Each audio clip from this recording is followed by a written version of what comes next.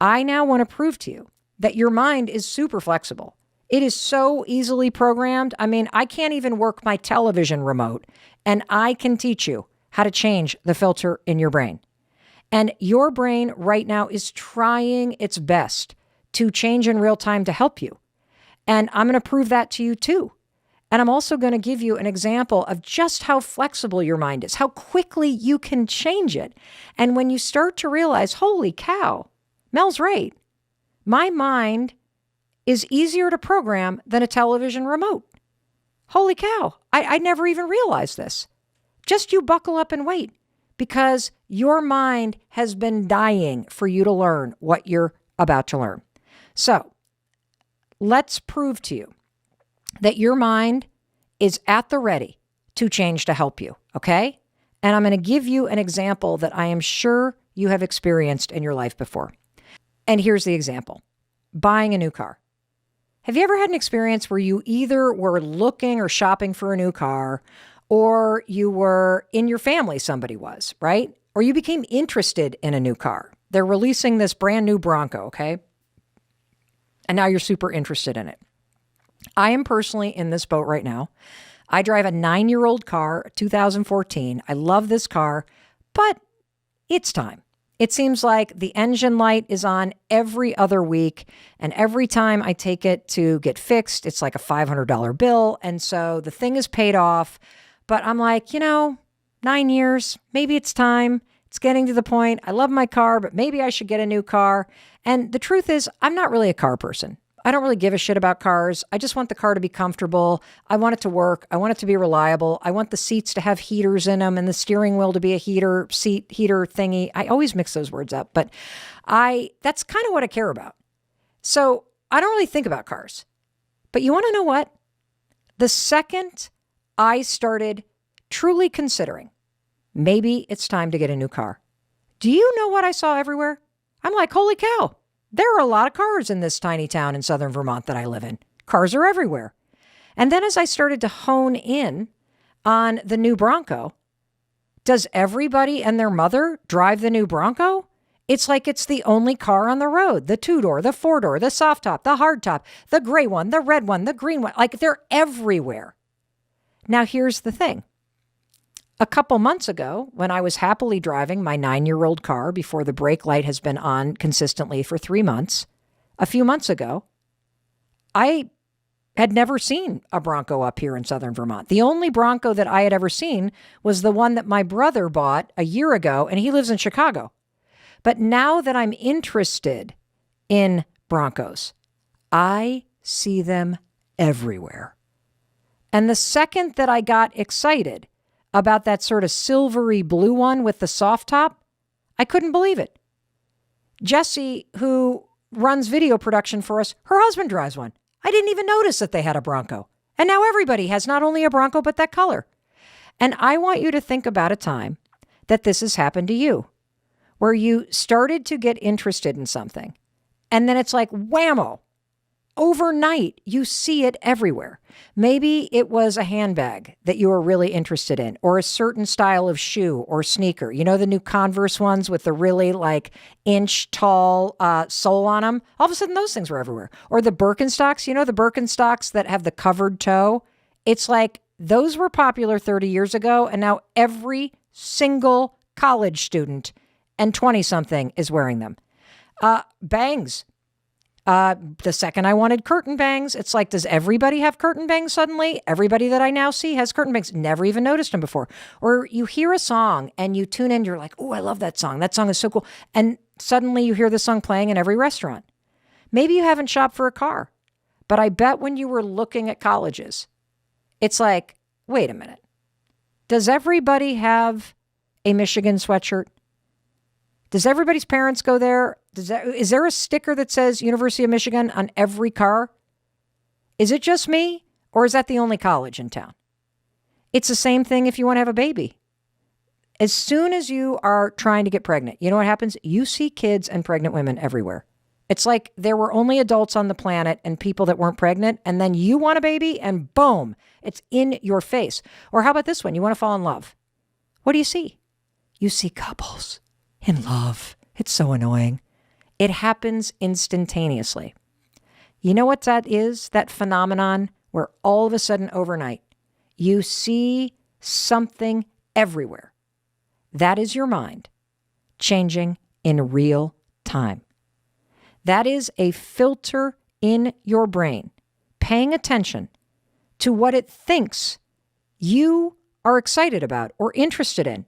And it's changing what it's showing you in the world around you.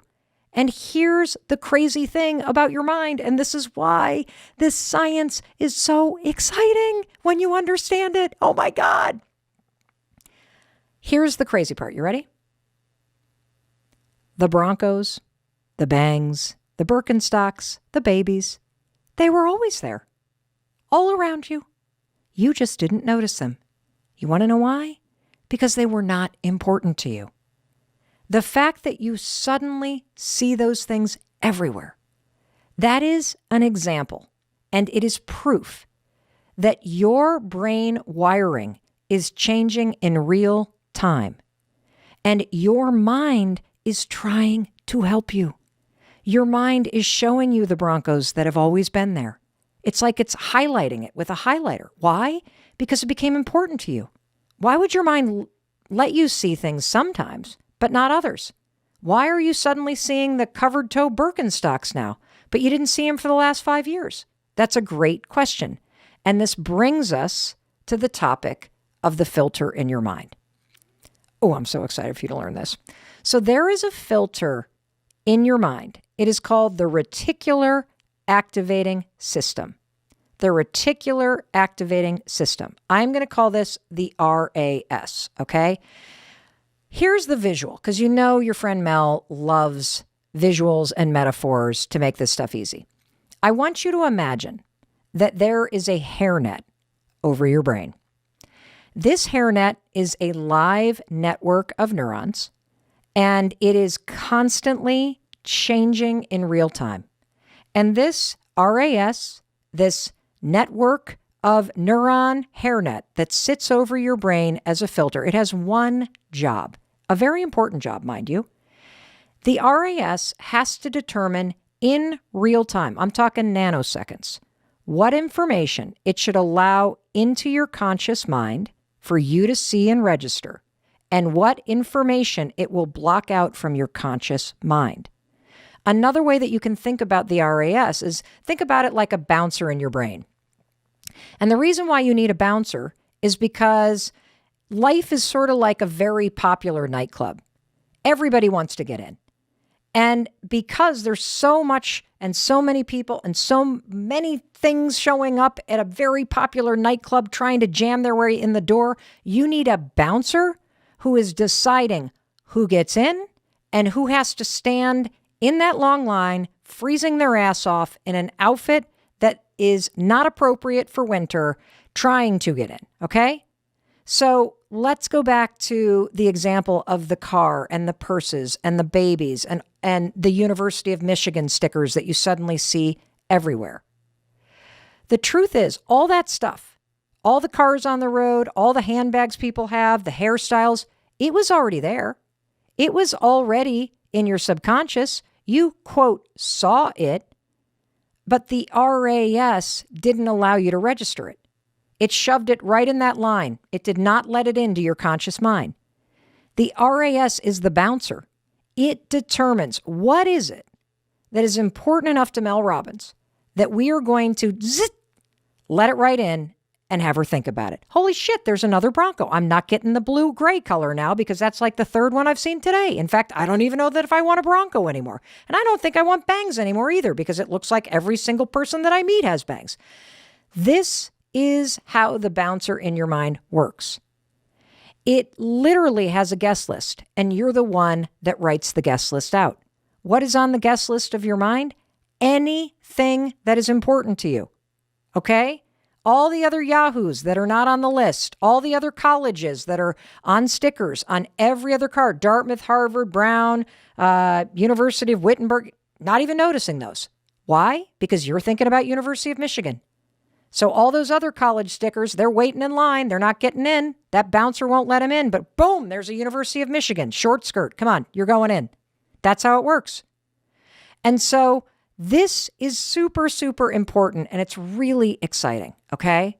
It's really exciting because when you understand that there's this electric hairnet on your brain called the RAS that works like a bouncer at a popular nightclub, we can tell that bouncer what you want, who you want to let in. It's that simple.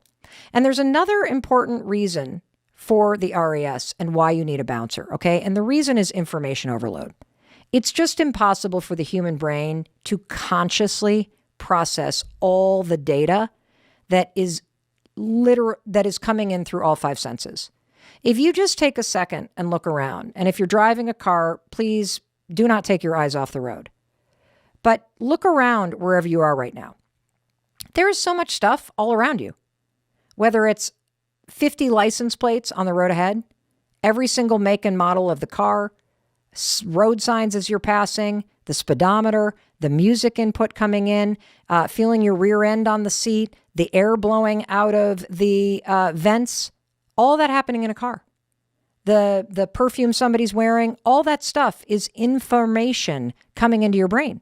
If you're sitting at a home office or you're sitting at home, think about all the books. I'm looking up at our production calendar. There's all these bazillion Post-it notes, and I've got Jesse standing right there, and I've got 6 chairs and my purse, and there's a kitchen towel that I just noticed on the floor of our office, just laying there. I must have carried it up, just a dish towel laying there in the office. Now I'm focused on it because I put my attention on it. But your RAS cannot allow you to consciously process absolutely everything you can hear, smell, feel, taste. What's the other one? Smell, taste, touch. Can't do it. Your head would explode. And so your RAS, this bouncer with the list of what's important to you, it has to decide every nanosecond of every day what it's going to let in and what it's going to block out.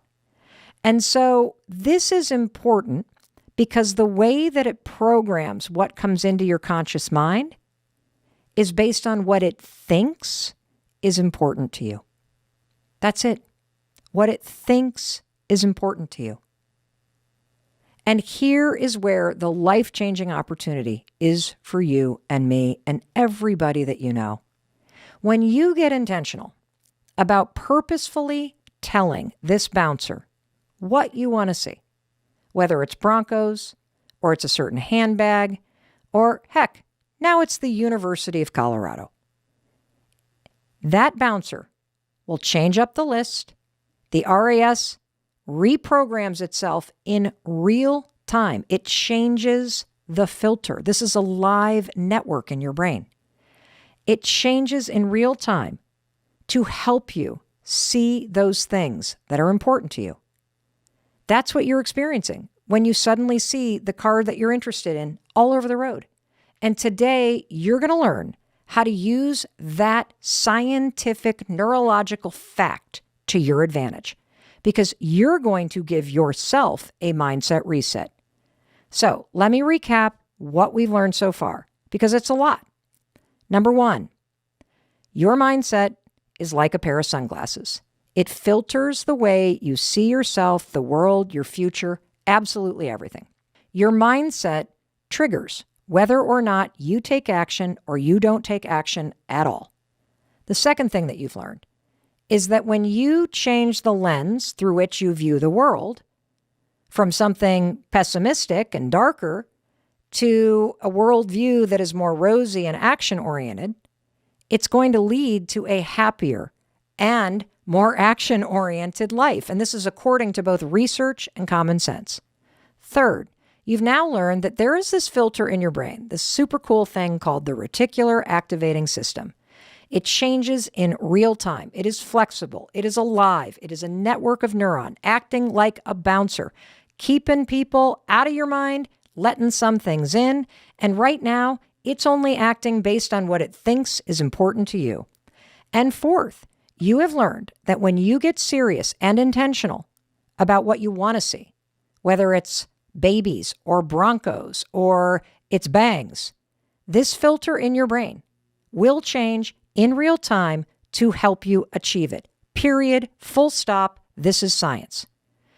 Now, we're going to take a second and hear a quick word from our sponsors. But when you come back to me, I'm going to explain how your mindset is connected to that filter in your brain.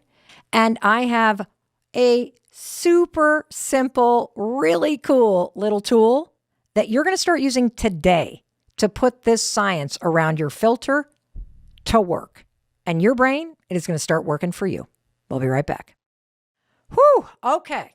So let me just set the table again. I like to do that because when I listen to podcasts and I hear all the ads, I completely forget what we've talked about by the time I get back to the show. So we've been talking about your mindset, and we've also started to scratch the surface at this thing called the reticular activating system. This is that live filter in your brain that is flexible and capable of changing in a nanosecond to help you. So now I want to go a layer deeper, and I want to start to apply this flexibility in your filter to changing your mindset. So let's start with this question from a listener named Peter. Hey, this is Peter from Washington. I was just wondering, how do I get past my doubts and maintain a positive mindset? Thanks, Mel. Thanks, Peter. So I want to focus on one aspect of your question, and that is where you said getting past your doubts. This is where the science gets really interesting because your belief about yourself is a mindset. I'm going to say that again. Your belief about yourself filters how you see the world. And I'm going to give you an example. You use the word, Peter, self-doubt.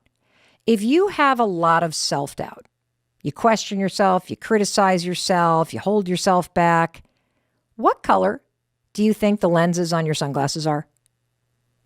I'm not trying to be silly here. I'm trying to make this intellectual topic very tangible and understandable. If you have a lot of self-doubt, what is the color of the lenses on the sunglasses? Because this is where the filter in your brain starts to become programmed by your mindset. Now, I said earlier that your filter focuses on showing you what it thinks is important to you. How does it know what's important to you? I'll tell you. I said earlier that the RAS, that filter, its sole job is showing you what it thinks is important to you. So it begs the question, right, Peter? If you haven't been intentional, at least you didn't think you were, about telling the filter what to show you, how the hell does it know what to show you? Well, it shows you whatever you spend your time, energy, thoughts, and attention focused on. So, going back to your question about self-doubt, if you doubt yourself, right, you put a lot of energy into doubting yourself. It's not just one thought. You probably do it all day long. Your thoughts are critical, you hesitate, you don't speak up, you hold yourself back. All of that is energy that makes your RAS think that doubting yourself is important. If you doubt yourself and you go into work, you know what happens to you at work? You don't see the 15 things that you do right. You know what you obsess over? The one thing you've done wrong. That one email that you sent that was a screw up, that one customer that you didn't quite do a good job with, the one thing you've done wrong is all that you can focus on. Well, when you start to doubt yourself, this is where the RAS starts to make it worse. Because your RAS sees you spending so much energy and mental fuel in criticizing, doubting, and hesitating. And so your RAS thinks, oh my gosh, ding, ding, ding, Peter thinks it's important for him to see what's wrong. And so your RAS blocks the 15 things that you did right. You know what you did today, Peter? You sent 32 emails. Great job. You didn't see it, though. You did a great job with those 5 customers. You're not giving yourself credit, though. You were amazing in that meeting earlier. Not getting credit for that either, but the one email, that bouncer's like, come to the front of the line. I'll take the email that is negative with the short skirt, and that email is getting in. Just like a dark pair of sunglasses shades everything. When you doubt yourself, it shades your mindset toward self-doubt. And then your brain gets involved. When the email from your boss comes in, hey, can you stop by my office before you leave today? How do you think Peter's RAS interprets that email? If he doubts himself? I'll tell you how. When he reads, "Can you stop by my office before you leave today?" his RAS goes, "Oh shit." Because you've trained it to look for things that aren't right. By putting so much time and energy into focusing on your self-doubt, you are also training the filter in your brain to filter out everything that's going right and to focus only on the one thing that's going wrong, thereby magnifying the self-doubt. Let's go back to an earlier example. Remember that pessimistic friend sitting on the beach that's bitching that lunch hasn't come? Or that pessimistic relative that is bitching about the family member that's halfway across the tent? It's all they see. They can't even see the beautiful water or the happy couple or anything else good. Why? Because their pessimism is what has programmed their reticular activating system. This is how mindset and the filter in your brain get linked. They become fused together. All you see is the reasons you should doubt yourself. It's how you feel. So first it starts with a mindset. You're thinking negative thoughts, and then your filter gets involved. And next thing you know, you're just seeing more and more and more and more reasons to doubt yourself. And here's something that you may be thinking right now. Why is my brain doing this to me? Why is my brain against me? Your brain is not working against you. It's just responding to where your mindset and all your energy is going. That's it. It follows your energy and your focus. And this is the good news, okay? If you get intentional about searching for reasons to feel proud, or for the small wins, the 15, 32 emails that you sent, the good things that you did, the places where you're showing up, your mind will spin like a top. And all of a sudden, just like you saw Broncos and babies and Birkenstocks, instead of seeing the one thing that you did wrong, you will see the 15 things that you did right. This is not a joke. It's hard science. This also, by the way, ties right back into the endless science about the power of a gratitude practice. A gratitude practice is a way to train your mind. A gratitude practice is teaching the RAS that being grateful and taking times to savor beautiful moments and focusing on things that you're really proud of and you appreciate, that's important to you. So you see more of it. That's how this all works hand in hand. And I want to give you one more example, okay? Because I think this is challenging at times to see in ourselves because we're so used to seeing the world through a certain lens that we don't even realize we're wearing sunglasses. But it is kind of easy to spot in other people. So here's one more example about how your own beliefs and mindset about yourself or a situation that you're in can become paralyzing because the filter in your brain keeps the mindset in place, okay? So think about somebody that you love who's single and they are desperate to meet the right person. And the longer they stay single, the more and more insecure they get by the day. And when you see them, you see a person who is smart, who's awesome, who's hilarious, who's loyal, who's sexy, who's amazing, who would be the most incredible person to be in a relationship with.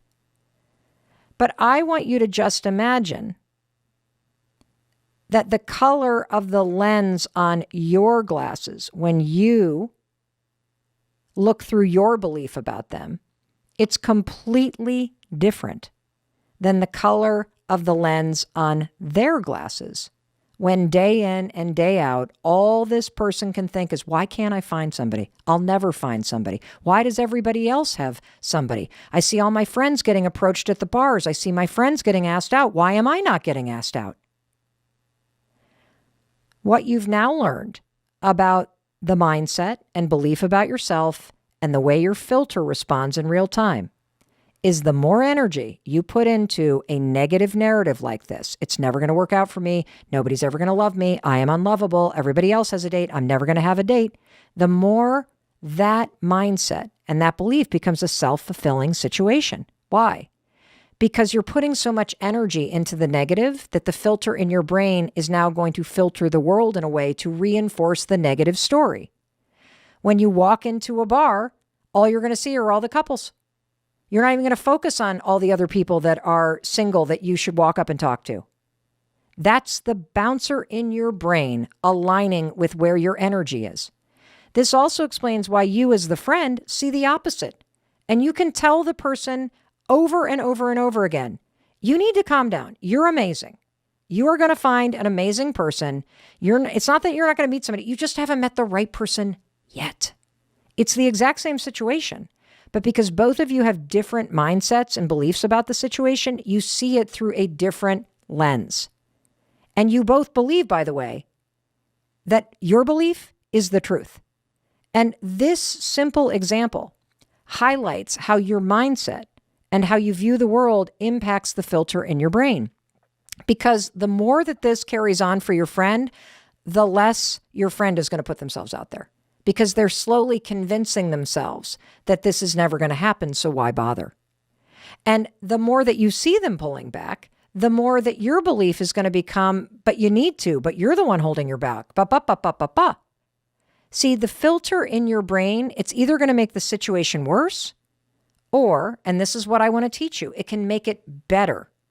But that depends on your ability to get serious about programming it.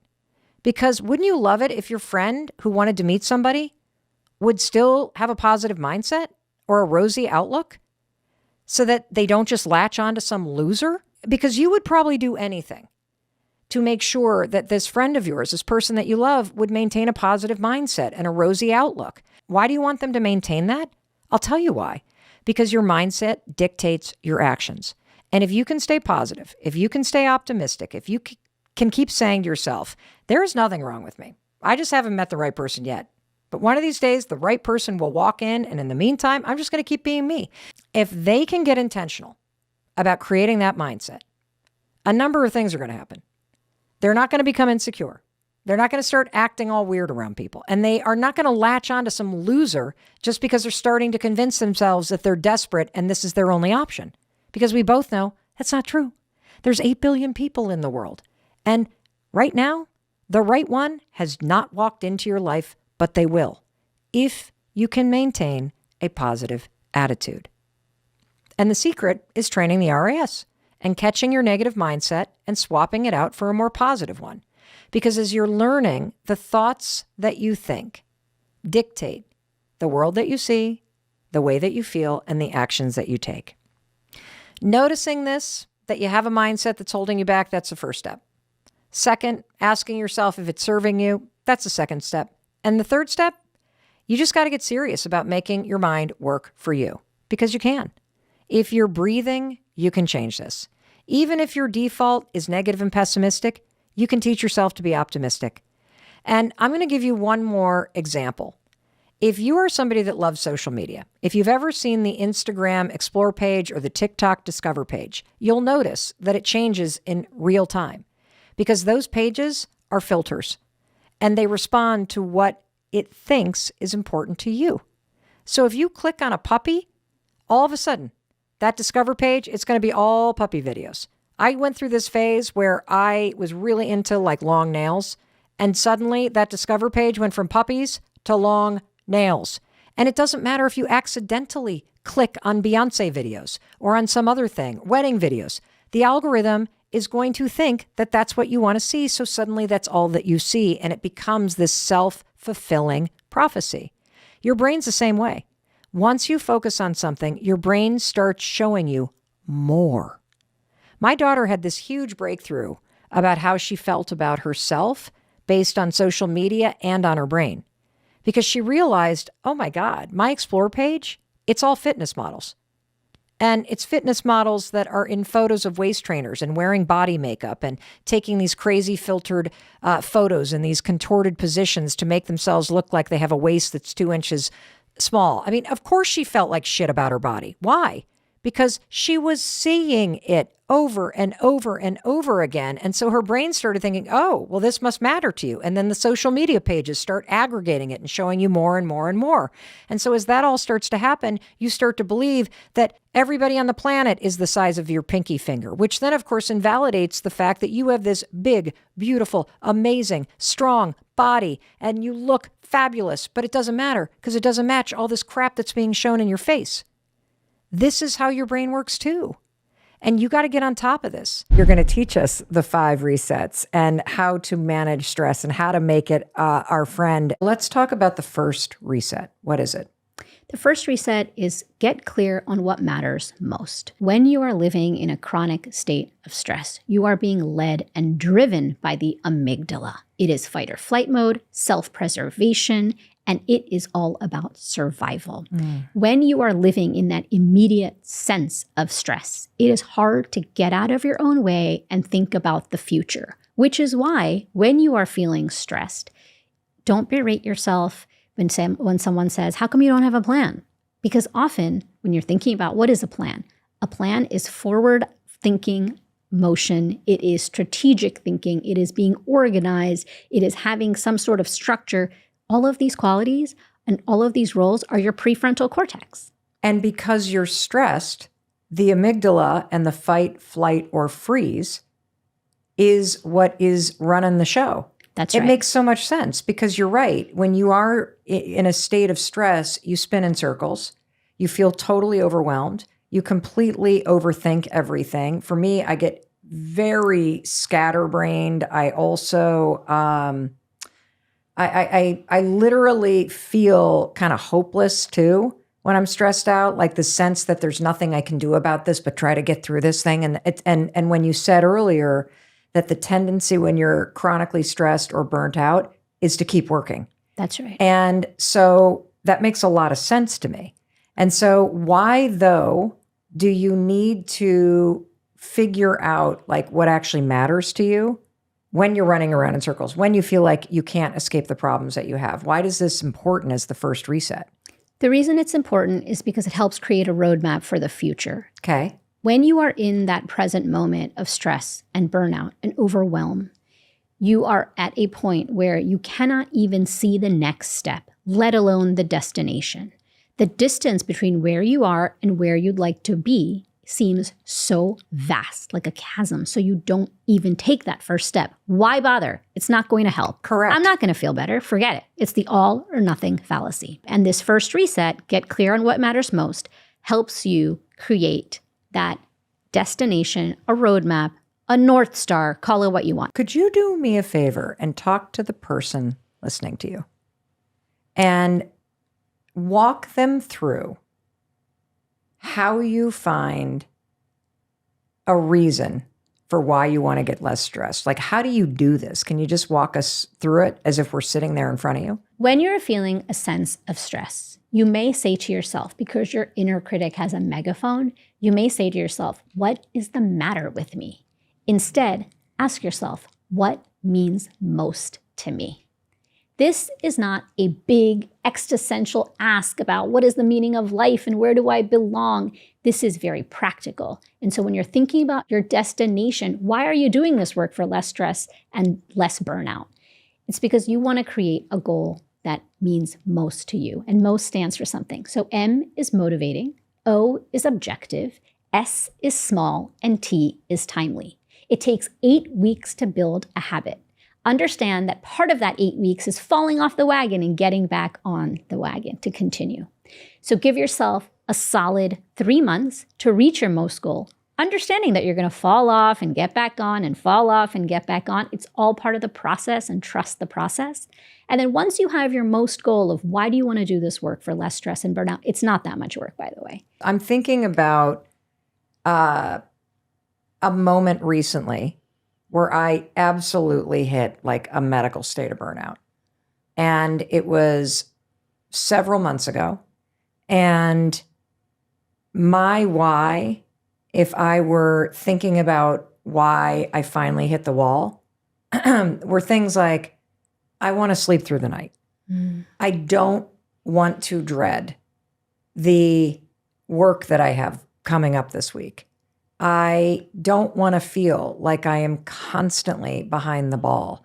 I don't want to wake up in the middle of the night and be thinking about work. I need a freaking break. Like, it was all so much in the negative. So when you're doing this first reset, is it important that when you think about that small timely little goal of yours, that it be framed as something positive? Not necessarily. Okay. It doesn't have to be something external. It can be something internal. But I would say that framing it as a positive and say to yourself, I want my future self to be X, Y, and Z, fill in the blank. I want my future self to have better sleep. Or you can be fed up and say, I'm sick of not being able to sleep through the night. I want to sleep through the night. Motivation comes in many different forms. It can be positive and energetic, but it can also be that you're just fed up of your own shit.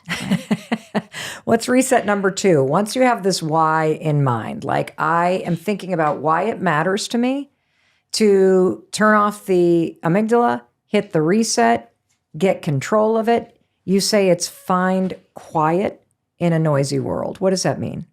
This is perhaps one of the most important resets. You may think that when you have stress and burnout, you need to check out and spend 6 months in Bali. At least for me, anytime I feel overwhelmed with stress, you say that you have that sense of overwhelm. When I have a lot of stress in my life, I am irritable. Oh. I am so short, and I am just like constantly frowning. Yes. Or quick to anger. Yes. And even knowing all of the science, it takes me a little bit. I cannot tell you how much over the past 6 months, I've had my husband say to me, I think you need to start the resets again. Oh, well. And then I'll say, oh yeah, oh my. Because I have doubled down on every single reset during this whole past I walk the talk, but particularly over the past few months. Well, just to put it in context, doing a book tour for a book this important is probably like being a resident in medical school. Absolutely. What is popcorn brain? Popcorn brain is a biological phenomenon coined by a man named Adam Levy. And it is when any time that you're waiting, you're in a grocery store in line waiting to buy food, you're on your phone. You are at the bank waiting to see the teller, you're on your phone. There have been more near-miss pedestrian accidents because of popcorn brain. You are just always on your screen, always engaging, all day, every day, during all waking hours. And it creates a sense of hyperstimulation in your brain, which makes it difficult to live offline. Because offline, life moves at a decidedly slow pace. The pace of life is very different offline. Think about when you've said, hey, you know what? I'm not going to check my phone for a few hours and you're just hanging out. It's very eerie. It's slow. You can see if you have popcorn brain by doing a quick test. Keep your phone in another room. And if you can, for a couple of hours, even drive for 30 minutes, sit down with a piece of paper and a pen. And every time you feel that compulsion to check your phone, just put a little mark. And you will be shocked and appalled. Even me, knowing all of the science, I had to keep my phone far away so I could write the 5 resets because it has such a pull. Popcorn brain also is triggered by the amygdala because you are having that sense of hypervigilance, like, oh, let me check my phone. Let me check my phone. That sense of wanting to check. There's another phenomenon that's very tied to popcorn brain, which is even more concerning, which is called brain drain. So it's not just when you use your phone, which is what popcorn brain is, but scientists have found that brain drain occurs, meaning your phone, like this phone, it's right next to me during this whole conversation. And so your brain, there's a phenomenon where just that sheer potential for distraction, having a phone close by can be incredibly distracting for your brain and increase your sense of stress and burnout. So the antidote to popcorn brain or brain drain is to create digital boundaries. We have in every relationship in our life with our partners, our colleagues, our friends, we have boundaries, but we have porous boundaries or often no boundaries when it comes to your relationship with your digital devices. This is not about becoming a digital monk and abstinence. We need to engage in news. It's important to be an informed citizen. What are your favorite boundaries? One of the most important things is to keep your phone off your nightstand and invest in a low-cost alarm clock instead. What I love is your 5-second rule. When you get up out of bed, over 50% of people check the news or check their phones and check their emails. Think about what that's doing to your brain, what that's doing to your amygdala. If you are stressed and burned out, chances are you didn't sleep very well that night, or if you had a good night's sleep, great. But then immediately it's triggering all of these chemicals in the cascade in your brain. Instead, keep your phone away from your nightstand. When you open your eyes, take in the morning light, and then do the 5-second rule and get up out of bed. Then, maybe go to the bathroom, brush your teeth, do some stretches, and then check your phone. Okay.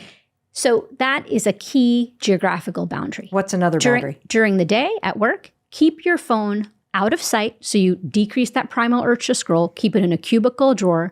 Keep it out of arm's reach, 10 feet away from you in a cubicle drawer, just so it is not in your reach. The reason is because when you have that primal urge to scroll, what you want to do is you want to override it. And you want to create more intentionality around your media consumption. You know, I'll share personally that our executive producer, Tracy, will not allow me to have my phone when we are in a meeting. She will reach over if I grab it and literally like a mom, guide it out of my hand, put it away. And I'll tell you, she's right. Like you're just distracted. So even if it's near me and I have made it a habit, there's a kind of a task table here at work where I set up when I'm, in Boston, and my phone is always right over there. I don't have it on my person. I try not to carry it around. I try to put it back over there because I know how I just grab it and just grab it. Dr. Aditi, what's one hack you can do for better focus? One thing you can do, Mel, is to put your phone in grayscale. When I really felt like my phone, who's in control, me or my phone? And there were many moments in my life where I would say, it was my phone. Now it's very much me. But I would switch my phone to grayscale. And just doing that with my screen made all the difference because all of the lights and all of the colors and the brightness and everything is just very enticing. So when it's grayscale, it makes it less enticing. It actively changes your brain. And how does it change your brain? Well, because it's, big tech they know exactly what they're doing. So when you have colors and patterns and beautiful images and this user interface, it makes it more enticing to continue using. Think about when something is black and white. And like if you switched your phone to grayscale today, try it today. Switch your phone to grayscale and it just becomes less enticing because it's less, the chemicals aren't going off in your brain, the neurotransmitters, and because it's just, it's kind of boring. Well, what I love about the way you're teaching this is that I've certainly heard a ton of people talk about the connection between stress and social media and stress and your phone and the need to get off your phone and these topics. But when you explain it in terms of your amygdala turning on and that your amygdala putting you in fight, flight, or freeze, somehow knowing that makes this way more tangible. It also makes it way more important to me that I follow this advice and I pay attention to when the amygdala is running the show versus when I'm running the show. And these boundaries and this second reset is a way for you to run your life rather than letting the amygdala just kick into high gear and keep you hostage to all of this stuff. That's right. And I think my approach comes from decades of being a medical doctor and seeing patients. So every single thing that I offer to my patients during my talks in this book, The 5 Resets, every single thing is free. That was really important to me because I have had patients from all walks of life with different resources, and that was critical to me. The second thing that I really aim to do with every single strategy I offer, of course, it's science-based, but that it is time efficient. If we all could spend an hour getting a massage and then getting an acupuncture treatment and then going for a walk and all of the wonderful things that are available to anyone who has the means to do, the time as well, then great. But for most people in everyday life, you have in overscheduled life a million competing priorities. And often you put yourself last on that list. And so stress and burnout, your own stress and burnout and your own mental health is like, I'll get to it when. But if not now, then when? And so really making sure that these strategies are easy and practical and can be something that you do today. Many of these things you can start today. And it is all when it comes to your brain and rewiring your brain and body for less stress and more resilience, or less stress and less burnout.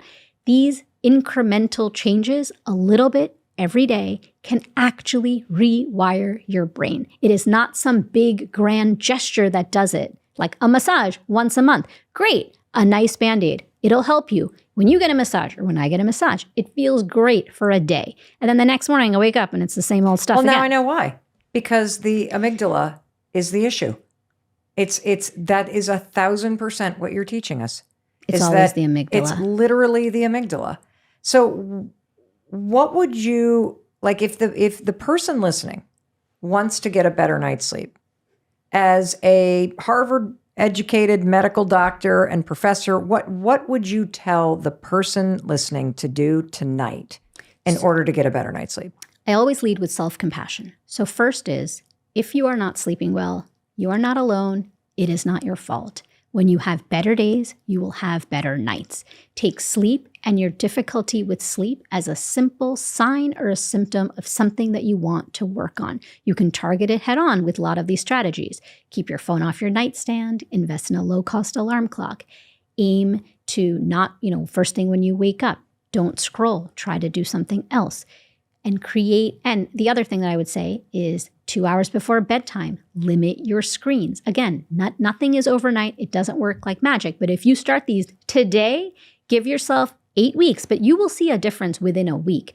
By the weekend, you should start feeling better. These things take shape quickly because your brain and your body are rewiring all the time. Your brain is a muscle. Neuroplasticity, a very fancy science word, but it means your brain is a muscle. It's not a grab bag. Like what you got for birth is what you got for life. It's not what it is. Your brain is like a muscle, just like a bicep. So, in exercise, the thing with sleep that's fascinating is that, like with exercise, if you did, 2-pound dumbbells, like 100 curls with your biceps, you'd know that it's doing something. I mean, it's not going to do as much as like a 10-pound, but you try it anyway. You're like, you know what, I'm going to try it. So think of your brain as a muscle, try things out, experiment, understand that doing a little bit, a simple change, like keeping your phone off your nightstand, could make all the difference and could be a game changer. It doesn't have to be this big, giant lifestyle overhaul. Also, your brain cannot handle big lifestyle overhauls when you are feeling a sense of stress, because even positive change, like all of these things that we're talking about, change is considered a stressor to your brain.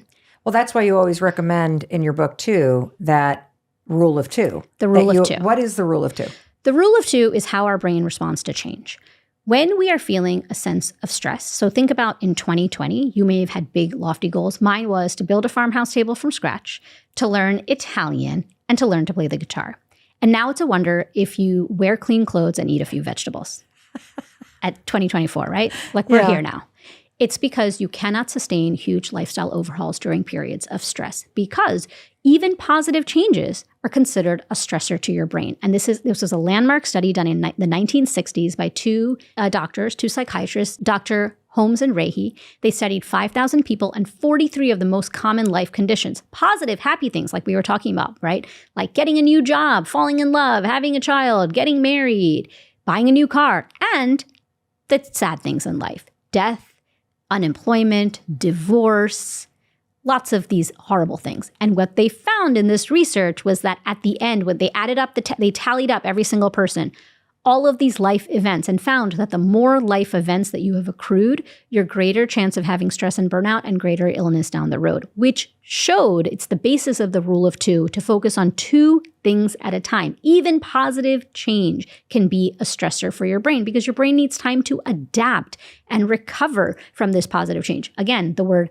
stress, healthy stress being adaptive. It's your brain adapting to these changes. So just aim to do two things at a time. You might read the 5 resets and say, or you might listen to our conversation, and we're offering so many strategies in this conversation. You may say, I'm going to do everything all at once, the everything but the kitchen sink approach. You'll do it for 4 weeks. And then you'll say, there's no way I'm doing this. So pick the most important thing to improve. And then just for your sleep? If you were to literally just stop the doom scrolling and put your phone somewhere other than your bedroom at 7:00 at night, and you create that boundary, and then you don't sleep next to it and you don't look at it first thing in the morning, if you were to simply do that, your sleep would improve almost immediately. Your sleep would improve immediately. The entire tenor of your day would change.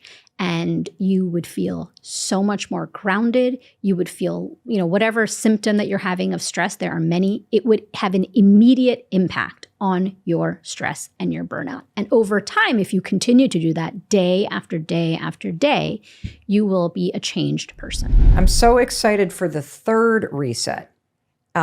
Because we're talking about the brain-body connection and how when this little amygdala starts going bananas. What is number 3? The third reset is sync your brain to your body.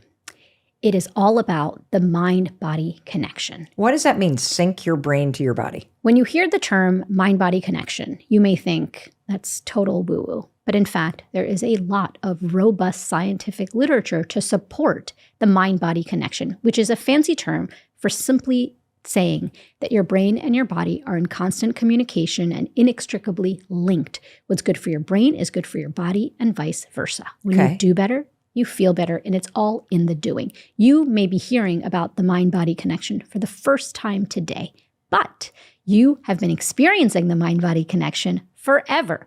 Butterflies at falling in love, your face flushing at an embarrassing moment.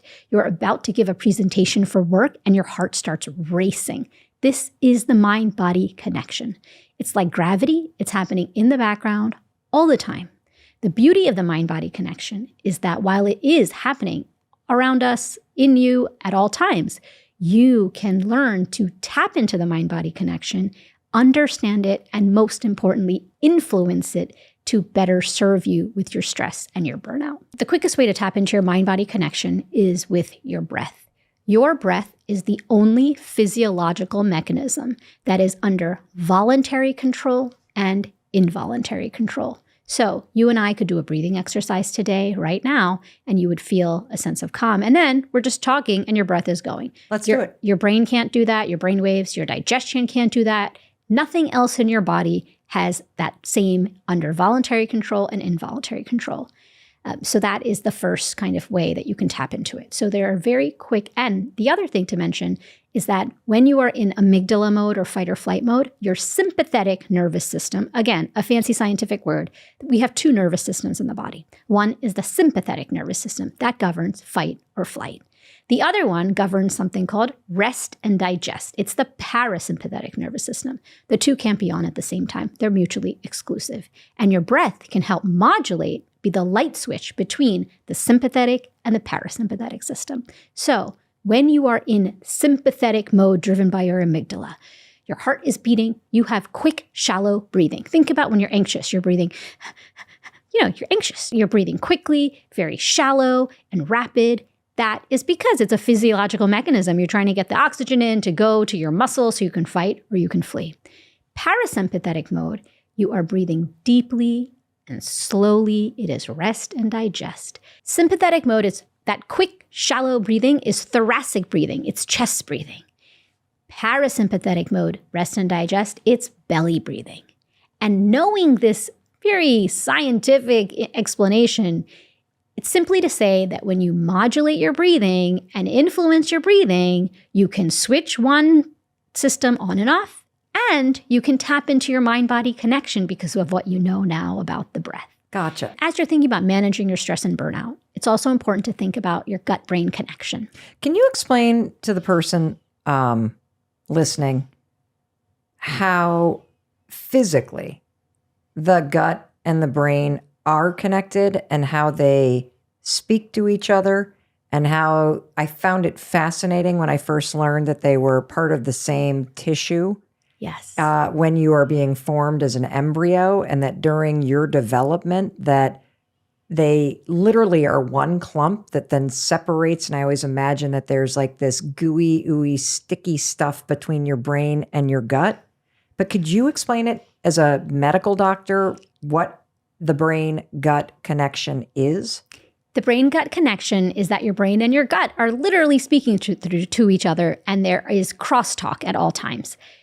It happens through an ecosystem of trillions of bacteria, healthy bacteria in your gut called the microbiome. I want to say that the gut is considered the second brain because there are 3 to 5 times more serotonin receptors in your gut than your brain. When you hear the word serotonin, you know the popular class of drugs, SSRIs. These are medications that we use for depression and anxiety and a whole host of other things. And these are brain chemicals. Serotonin, when you hear the word, you think, oh, brain Right. chemical.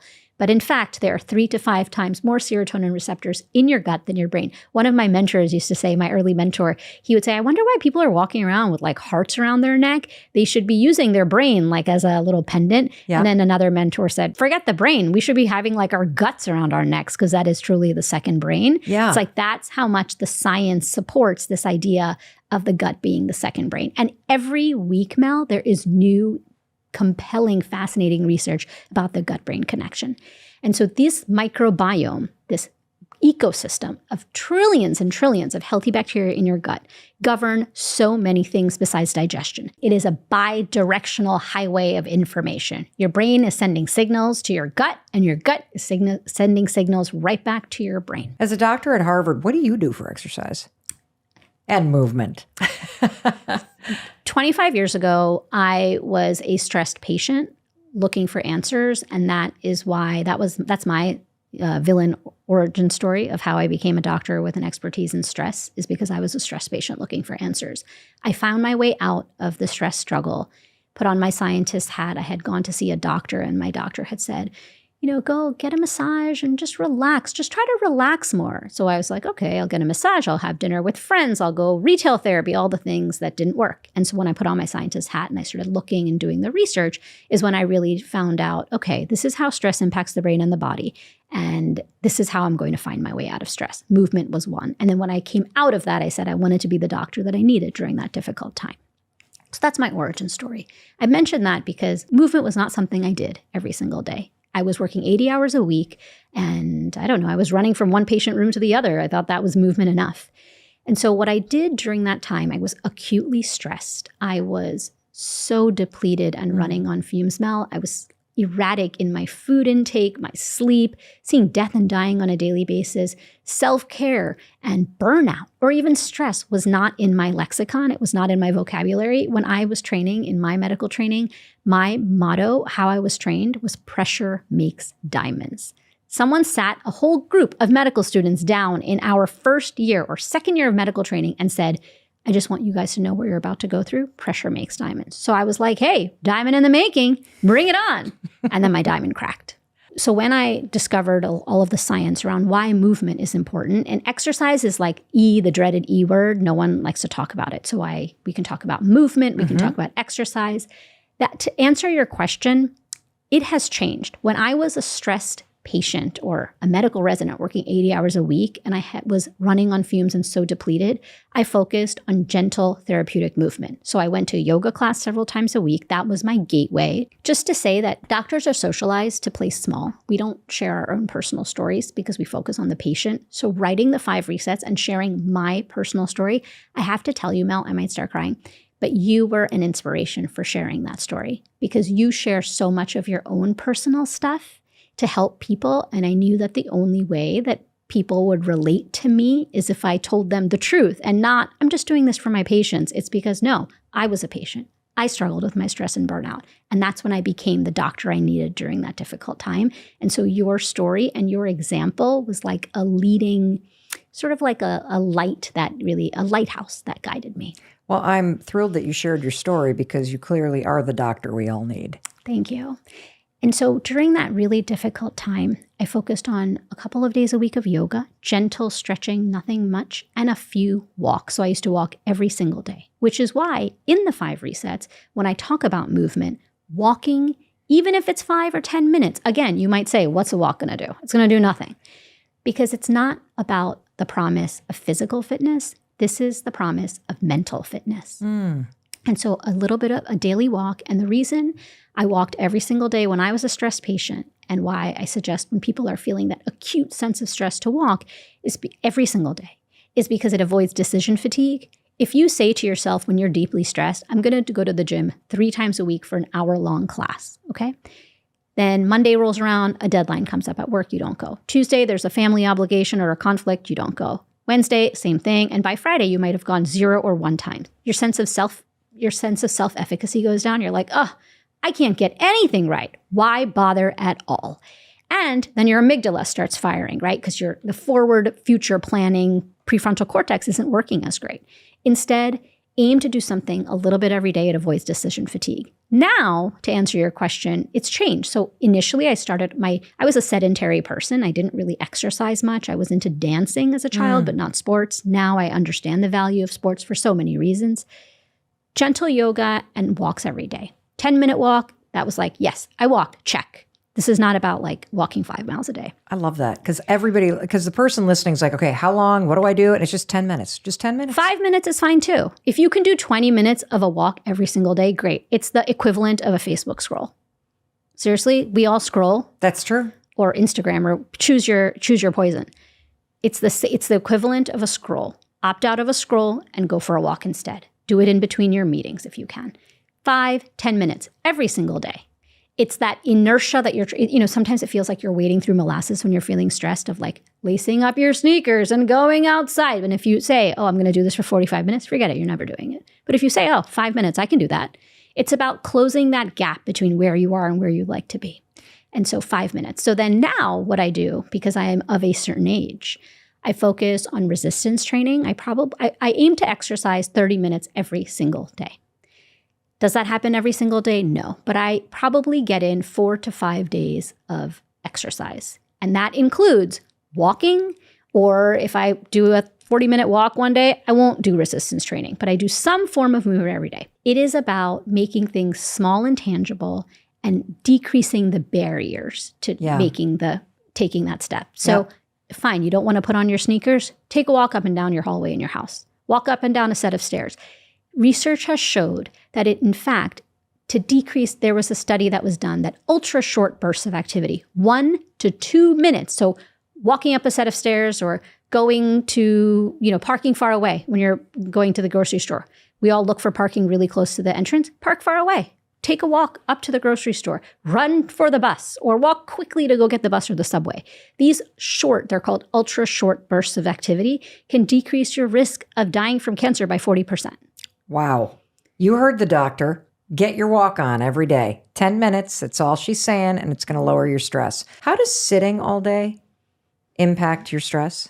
As you may have heard in pop culture, sitting is the new smoking. I hadn't heard that. The science shows that sitting, it's not just that exercise is good for you and moving is good for you, for your stress, anxiety, burnout. It's that sitting is actually bad for you. And it can increase your sense of anxiety, stress, and burnout. Wow. Maybe we should have ordered standing desks around here. And of course you want to sit. And, for me, when I can never use a standing desk, I can't think right. I need to sit down and do my work and have my deep thinking. I wanted to share a couple of pretty alarming statistics about sitting. There was a study of 800 people, and the ones who sat the most, this is like knock your socks off data. The people who sat the most had a 112% higher risk of diabetes, 147% higher risk of heart disease, a 90% higher risk of death from heart disease, and a 50% higher risk from death overall. All to say that sitting is actually bad for our health, our well-being, and, as it turns out, your stress and burnout. How does sitting trigger stress?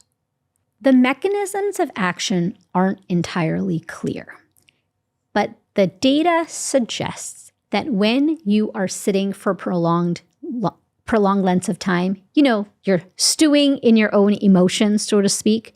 And so it's that getting up and moving creates a whole cascade of positive biological changes to your brain and your body. And when you're sitting for long periods of time, that doesn't happen. It also has a cardiovascular benefit, or rather, it's detrimental to your cardiovascular health to just sit, because a body is meant to move.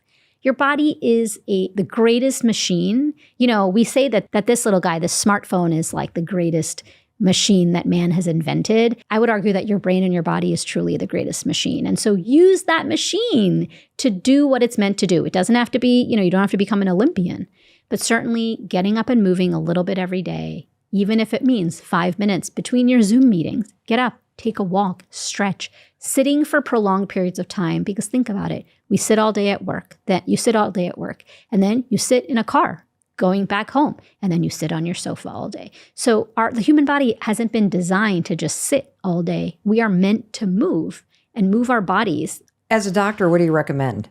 My watch has that stand-up thing. I love it. And I love don't it too. realize how much time will go by. And it's like, oh, I haven't stood in 2 hours? Holy cow. I love that. I would say there isn't necessarily a prescription, like a dose relationship for sitting and when to stand up. And what's the dose of standing and sitting? Just do it when you can. You have a 2-hour meeting, can't stand up right after that 2-hour meeting, instead of sitting on your Slack channel and responding to emails or doing all of those things, get up and walk around. There is something to be said, right? Like Plato, Aristotle, all of these greats talked about the benefit of a walk, that mental health benefit of taking a walk. And so it doesn't have to be this long, profound walk. Just get up and stretch your body, do some gentle stretching, some exercising, connect your breath to your movement, to your posture. This is really important because that's like a way to tap into your mind-body connection as well. So your next reset addresses one of the biggest lies around productivity. Let's talk about it. So reset number 4 is come up for air. One of the biggest myths is that you are meant to be functioning at a high capacity without any need for rest or recovery. That productivity is linear. The more you do, the more you can accomplish. And then the more you do, the more you can accomplish. It's just supposed to be this like thing, this feedback loop that's supposed to continue on and on and on. That's a myth. A break is not just a nice to have luxury. Your brain and your body need a break. It is a biological necessity for your brain and body to rest and recover. Human productivity is not linear. It functions on a curve. Think of a bell-shaped curve. Mm-hmm. The left of the curve, when you don't have a lot of stress, you're not very motivated, you're not very productive. Think about the right side of the curve. So much stress. You are keyed up. Many of us are living on this right side of the curve, right? There is a sweet spot of human productivity right in the middle. It's just right stress. I call it the Goldilocks principle. And it's this idea of we all are to that right of that bell-shaped curve. We are anxious. We have so much stress. We're not productive. We can't focus. It's hard to get things done. So the science suggests that moving back, how do you get to that center spot, the sweet spot of human productivity, is to scale back. But you can't scale back. That's not realistic because we have real constraints. We have constraints on our time. We have obligations with work and parenting. Instead, you have to honor your breaks. How do you scale back? How do you apply this science to your everyday life? You honor your breaks. How do you do that? When you are taking a break during the day, what do most of us do? We mindlessly scroll. We've already talked about what happens with scrolling. This isn't a benign thing that you are doing. You are actively influencing your brain and your body for more stress, right? More stress, more burnout, all of the things that we talked about. Let me just highlight that because you're right. When I step out of a meeting, the first thing I do is check my phone. And so I'm not actually taking a break. I'm re-engaging my mind and activating the amygdala and juicing up my stress. Never even thought about it. I always viewed like, oh, okay, I've got a couple minutes before my next thing. I'll just look at my phone. And instead, if I were to leave my phone where it is and walk into the kitchen here at work or at home, make myself a cup of coffee or step outside for a minute, I'd feel different. Try some heart-centered breathing. Take a little walk outside, do some stretches, touch your toes, stand up, twist, do something where you're connecting your breath to your movement, tap into your mind-body connection. Practice stop, breathe, be. It's a 3-second exercise and it can help. What is that? The stop, breathe, be method, the instructions are in the name. It's a 3-second exercise. So you stop, you breathe, and you be. So you ground your feet on the floor. I learned the stop, breathe, be method. It was the first technique I learned to reset my mind-body connection when I was in the throes of stress as a stressed medical resident. I was working 80 hours a week. I was seeing 30 to 40 patients a day. And I brought the stop, breathe, be method into my life when I would knock on the door of the patient room before I would enter. It was my doorknob moment. So as I turned the doorknob, I would say to myself, often under my breath, in a crowded place, stop, breathe, be. And then I would enter. And I would do that incrementally over and over and over again, 30, 40 times a day. Over time, I could just do it anywhere. In fact, before we started speaking, I was so excited because I was having a total fangirl moment, still am, It's been a long time of my amygdala going off. But no, just kidding. I was having a fangirl moment. I'm not kidding about that. And I did stop, breathe, be. In fact, the entire time that we've been speaking, I've been very aware of my feet on the floor, my posture in the chair, and how I am breathing, because that is important to manage and modulate your stress response. You can practice stop, breathe, be during mundane, everyday moments of your life. So I did it with the doorknob. You can do it, between Zoom meetings. Stop, breathe, be. It's a little mini reset. Small, micro reset, 3 seconds. You can practice it when you're brushing your teeth. I have practiced it in the morning when you're getting lunches ready for school, getting everything ready. I do it always at the doorknob before I'm about to go into the garage to do school bus stop drop off. Stop, breathe, be. And I think, oh my God, we forgot the project. Did you bring your hat? Oh, we need to get this. We need to get that. It's just the reset that you need. And the reason the stop, breathe, be method works so well is because anxiety and anxious thoughts are a future-focused emotion. It is about what if? What if this happens? What if that happens? What if I fail? What if I can't do well? What if? And stop, breathe, be gets you out of what if thinking and gets you back into what is in the here and now. Dr. Aditi, what is the fifth reset? The fifth reset is to bring your best self forward. And this is all about the inner critic. We talked about it a little bit at the start of our conversation. That inner critic is that voice in your head that berates you. You may not even know that it is there. You might think, hey, that's my natural voice. That's who I am. In fact, I would argue that that is not who you are, capital Y-O-U. It is your amygdala speaking. The reason is when you are feeling a sense of stress, that inner critic, that voice gets a megaphone because your amygdala is doing the driving of your brain. And your amygdala wants to keep you safe and small. That is why getting out of your comfort zone when you're feeling a sense of stress doesn't feel good. You want, you have that what if thinking, all of these sorts of things. It's a self-sabotage sort of situation. And so you stay small, you stay in your comfort zone, you don't try new things, you don't try to get out of your stress because that inner voice. So how do you silence the inner voice? How do you take that megaphone out of your inner voice's hand and say, no, you're not going to be speaking. I'm the one who's going to be speaking. There's a couple of ways to do that. The first is gratitude. Now, you may hear the word gratitude and roll your eyes like, oh my God, gratitude. Like, I'm not going to do this like teenage journal bullshit, right? In fact, there is a lot of science for gratitude. A written gratitude practice is vital to help silence your inner critic and to reset your stress and burnout. Because, again, very simple practice. Keep a piece of paper and a pen next to your bedside. You know how you got rid of your phone on your nightstand? Keep a little gratitude journal there instead now. Every night or in the morning, whenever you want. Doesn't matter. 5 things you're grateful for and why. Put the date, 1, 2, 3, 4, 5. Write down 5 things you're grateful for and why. Some days you'll have like 15 things that you want to write down. You can only write down 5. Other days you'll say, I have nothing that I'm grateful for. You have 2 arms and 2 legs. You can breathe the air. You have a roof over your head. You have food in your pantry. These are all wins because many people, particularly now, cannot say that. So write those down. The reason gratitude is so important from a scientific perspective is because when you are doing a daily gratitude practice, it takes 60 seconds. You are rewiring your brain because what you are doing, it's a fancy scientific name called cognitive reframing. What you focus on grows. So Rick Hansen talks about this idea of when you're going through stress. He's a psychologist in California. And it's like gratitude helps you move away from Velcro to Teflon. Because your amygdala is driving that train, negative experiences become sticky in the brain, like Velcro. You hold on to them because it's a feeling of survival and self-preservation. And so when you start practicing gratitude on an everyday basis, it's cognitive reframing. What you focus on grows. So you shift your perspective. So even if negative and positive are happening at the same rate, good and bad things are happening in your life at the same rate, when you are feeling a sense of stress, you are focused primarily on the negative because you are thinking danger, danger, danger, right? Red alert. And so how do you decrease that stickiness of negative experiences in your brain when you're feeling a sense of stress? By practicing gratitude.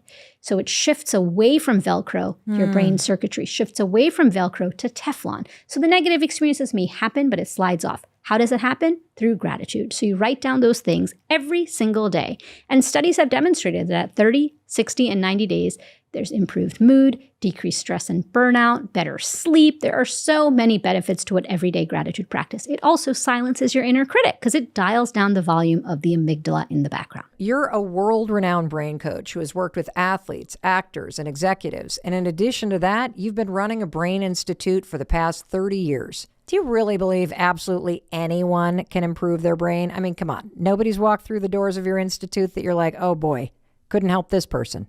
It's been my experience coaching people every single day for the past 32 years is that regardless of your age, your background, your career, your diet, your education level, if it's your financial situation, your gender, your history, IQ, that we all can improve. It's about progressing beyond what you're currently demonstrating or what you believe is possible. So you're saying it's not about being born smart. You're saying that we all have the ability to be a super learner, no matter what your IQ is? We know that about 1/3 of your brain's performance, if you will, like its memory, is predetermined by genetics and biology. Okay. But that means 2/3 is in your direct control. The idea here is we have more influence than we think. Jim, how did you become a brain coach? I mean, do you go to school for something like that? So my inspiration, you could say, was my desperation. One day in kindergarten class, I'm 5 years old. This would have been in 1978. There was this commotion outside, sirens and honking, and all the kids obviously want to see what's going on outside, but we're 5 years old. We can't see outside the window sill. And so we all had this idea to grab our chairs and prop them by the window and stand on them. Anyway, I lost my balance and I went headfirst into one of the radiators and was rushed to the emergency room. It really affected me in school. I had poor focus, poor memory. I had processing issues where a teacher would repeat themselves like 3 or 4 or 5 times and I still wouldn't understand. I would compress my body all the time because I didn't want to be called on because I never knew the answer, right? And so I would sit behind the tall kid, or I'd make myself so sick before an exam. I remember when I was 9 years old, God, this brings back this kind of, it's funny how feelings work, right? I was being teased more than usual because I was slowing down the class. I wasn't understanding lessons, and a teacher pointed to me to come to my defense. She said, "Leave that kid alone. That's the boy with the broken brain." And all I took out of it was that I was broken. And I guess adults have to be very careful of their external words because they often become a child's internal words. Because every single time I did badly in school, which was weekly, every time I wasn't picked for sports, I was always the last one. I would always say to myself, oh, it's because I have the broken brain. And that became my inner talk. And I think our minds always eavesdrop on that inner talk, right? And it wasn't just something that I dealt with for a year or two. It was elementary school, it was middle school, junior high, and all through high school. Our struggles can become strengths. I love that. Our struggles can become our strengths. Did anyone ever tell you kind of talk like a superhero? Our struggles can become our strengths. But did you always have that mindset? For me, I was really driven because I wanted to make my parents proud. My parents immigrated to the United States. We lived in the back of a laundromat that my mom worked at. And they had a lot of jobs. Through school, it was a challenge. And then I was lucky enough to get into a local state university. And I thought freshman meant I could make a fresh start. I want to show the world, show myself that I could do this. But I took all these classes and I did worse. Oh. I wasn't equipped. And so I was ready to quit school because I'm the oldest of 3 kids. I want to be a good role model for my younger brother and sister. And yet also, I don't have the money even to be in school. And it's better that they have it. I'm not smart enough. This is like my belief system. And a friend said, hey, I'm going home this weekend. Why don't you come with? I mean, saying you're going to quit school to your family is a big deal. You know, why don't you get some perspective? And I noticed, Mel, that when we change place or we change people we're spending time with, it gives us a different point of view. Yes. So I do agree to go. And the family is pretty well off, have a beautiful home on the water. And The father walks me around his property before dinner and asks me a very innocent question. He says, Jim, how's school? Right? And I am introverted and I'm very shy at the time. And yet I start bawling like crazy, crying like crazy in front of this complete stranger that I just met like 30 minutes before. God, what did he do? Yeah, I mean, he was freaked out because he didn't know my situation, but I gave him the full download. I told him about my brain injury, labeled broken, how I have to quit school. It's just I'm not smart enough. It's just not who I am. Yeah. I don't know how to tell my parents because they're going to be heartbroken because they work so hard. Oh, He asked me a question, and it's interesting. Not only does perspective change our point of view, but so do the questions that we ask. He says, hey, Jim, well, why are you in school? I didn't have an answer other than this is just what you do. You go to school. That's what my parents, expected of me. So he dug deeper and said, well, why are you in school? He said, what do you want to be? What do you want to do? What do you want to have? What do you want to create or contribute? And Mel, I didn't have an answer for any of those things because nobody's ever asked me those questions before, right? And so you ask a new question, we get new answers. I didn't know what I wanted to be or do or contribute. He forced me to stay in that space, to not escape it and change the subject. And I start to just kind of fantasize. He asked me to just imagine anything. You could do anything or be anything or have anything. And then he takes out a journal or notebook in his back pocket and gives me a couple sheets and he asked me to write them down. It's the first step in taking something that's invisible, that's in your mind, and then all of a sudden it's visible outside of yourself. And I fill up 2 pages and I start folding up the pages to the paper to put in my pocket, thinking this exercise is done and we could eat. let's go. Yeah. And then as I fold the sheets of paper to put in my pocket, he has the audacity to reach out and grab them out of my hands. And now he's reading to himself all of my dreams and goals or fantasies. And I don't know how much time goes by because I'm just thinking the whole time, like a lot of people, I don't want to be judged. When he's done, this is what he does. He takes his fingers, and if people just listen to the audio, I'm spreading my index fingers like a foot apart. And he says, Jim, you are this close to everything on that list. And it's like out of a movie, right? And I'm thinking, this is my honest conversation in my mind, if I'm real and raw, it was like, there's no way. And this is what I'm telling him. I'm like, there's no way. Have you not heard my story? I'm like fighting for my story, right? I have a broken brain, horrible in school, and give me 10 lifetimes. I'm not going to crack this list. And he takes his fingers that are spread apart, a foot apart, and he puts them this side of my head. Meaning what's inside, my brain is like the key. And he takes me into home, but before dinner, he walks me into a room that just honestly freaked me out. It was wall to wall, ceiling to floor, covered in books. Now, I've never read a book. It's like being in a room full of snakes because I'm very intimidated by books. Right. But what makes it worse, Mel, is he starts going to the shelves and pulling snakes off the shelf and handing them to me. And he says, Jim, you need to read to succeed. Promise me you'll read one of these books a week and then you could have them because it'll allow you to, achieve what you want on this list. And but I can't. And he, very smart man, he reaches into his pocket, Mel, and pulls out my dream list. And he has the audacity to read my goals out loud. I can't even imagine what you were feeling in that moment. So what did you do next? It's funny how memories work, right? At a meta level, because it just comes back, even the feelings of like how my throat was constricting and I couldn't breathe and I was perspiring, my heart's beating. Like maybe I thought like, this is it. It's like metaphorically, I'm just throwing away my potential or my dreams, or like maybe I could fix my brain. Maybe I could learn how to learn better. And I was like, okay, how do I do it? And my brain went, school. That's how you learn anything. And I asked the nurse to bring me a course bulletin, a directory just to look at classes for next semester. And I'm looking at reading hundreds of classes, and all the classes are on what to learn, but not how to learn. right? Classes on math and history and science and Spanish, but there are no classes on how to learn them. And I started studying this initial stack of books that my mentor provided me with. And then it started opening new ideas to the power of the mind. And I wanted to find out, how does my brain work so I could work my brain?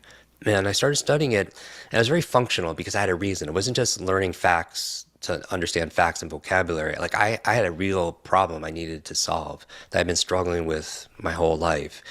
And I started getting answers and getting a little bit of momentum and a little bit more confidence. And it was like 60 days, 2 months into it, a light switch just flipped on, and I started to understand things for the very first time. I felt it gave me a lot of hope, and I was really upset, first of all, that there were simple things that I could have done that would have made my life a whole lot easier.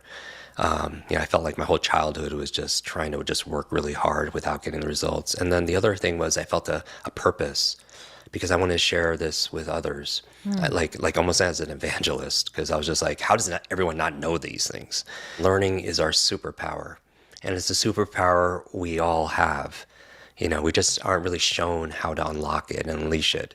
But the other thing I realized was my mission, my purpose, to build better, brighter brains, right? No brain left behind. Hey, it's Mel. Thank you so much for being here. If you enjoyed that video, by God, please subscribe, because I don't want you to miss a thing. Thank you so much for being here. We've got so much amazing stuff coming.